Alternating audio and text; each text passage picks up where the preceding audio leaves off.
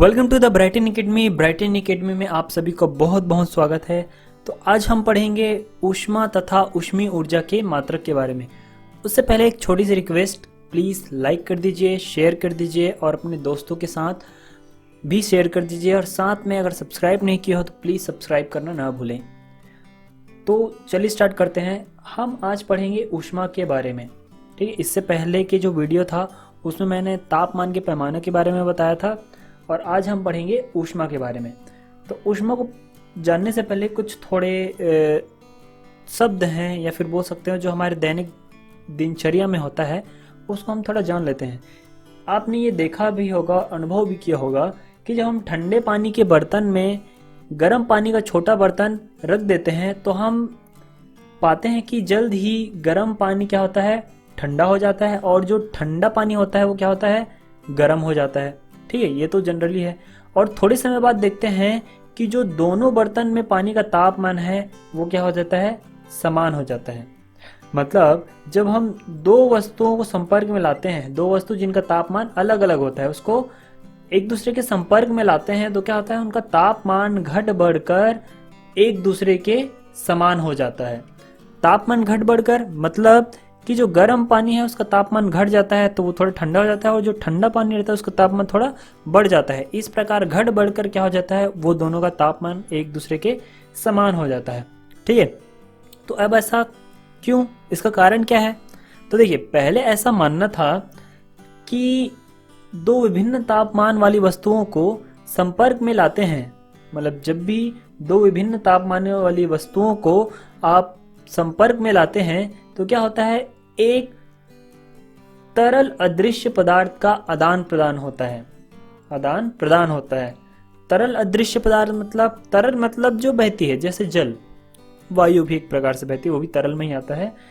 और अदृश्य मतलब जिसको हम देख नहीं सकते, पदार्थ मतलब कोई भी वस्तु। ठीक है, तो पहले ऐसा मानना था कि एक तरल अदृश्य पदार्थ का आदान प्रदान होता है। गर्म वस्तुओं में इस पदार्थ की मात्रा क्या होती है, अधिक होती है, और ठंडी वस्तु में इस पदार्थ की मात्रा कम होती है।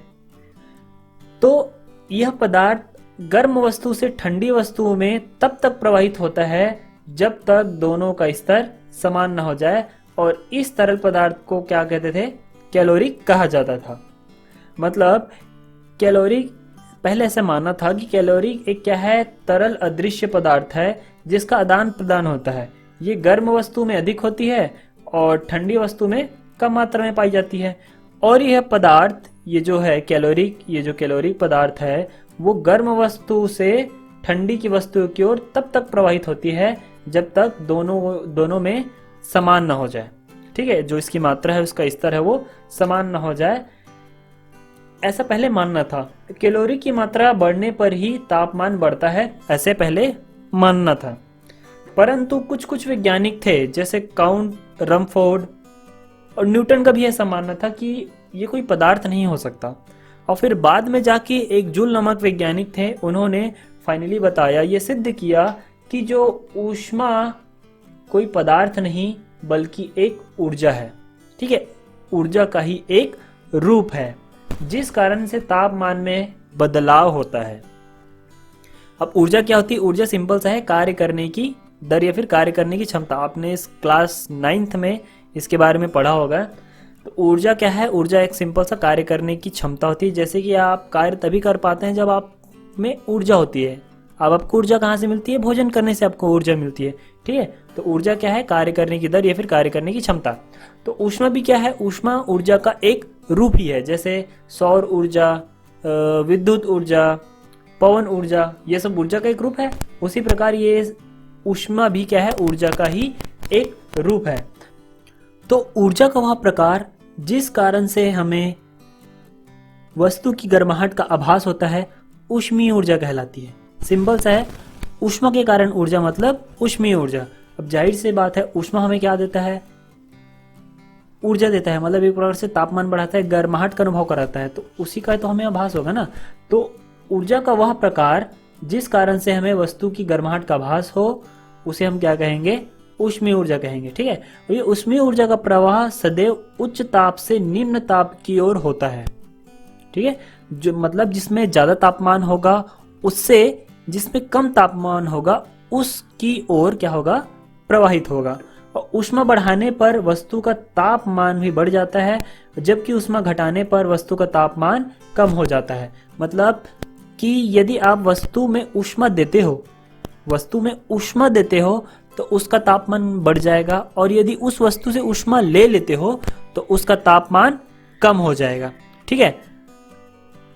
ऊष्मा ऊर्जा के अब मात्रक देख लेते हैं। ऊष्मा ऊर्जा के मात्रक हैं, एक तो है सीजीएस पद्धति में कैलोरी, और एक है एसआई पद्धति में उसका मात्रक जूल। चूंकि ऊर्जा का ही एक क्या है, एक रूप है ये ऊष्मा।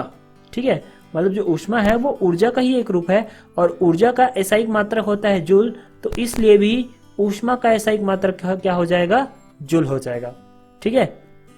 वैसे ये सीजीएस पद्धति, एसआई पद्धति, ये सब आप क्लास 11th में, मतलब आखिरी कक्षा में फिजिक्स करके एक सब्जेक्ट है उसमें आप पढ़ोगे। फिलहाल आप बेसिक जान लीजिए कि ये सीजीएस पद्धति में इसका मात्रक कैलोरी होता है और एसआई पद्धति में इसका मात्रक होता है जूल।